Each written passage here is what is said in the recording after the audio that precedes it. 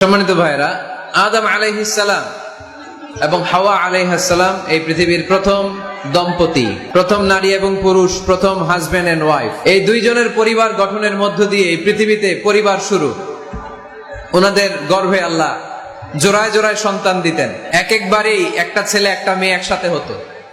এর পরের বছর আবার একটা ছেলে একটা মেয়ে। এইবারের ছেলের সাথে পরের বারের মেয়ের বিয়ে, এইবারের মেয়ের সাথে পরের বারের ছেলের বিয়ে। সুবহানাল্লাহ পড়ে। কারণ সম্বন্ধ করার মতো, আত্মীয় করার মতো আর কোন মানুষ পৃথিবীতে আছে? ওনারা প্রথম মানব, প্রথম মানবী। এজন্য আল্লাহ তাআলা এইভাবে এই দুই নরনারীর মধ্য দিয়ে পৃথিবীর বুকে এই বিশাল মানব জাতিকে বর্ধিত করেছেন।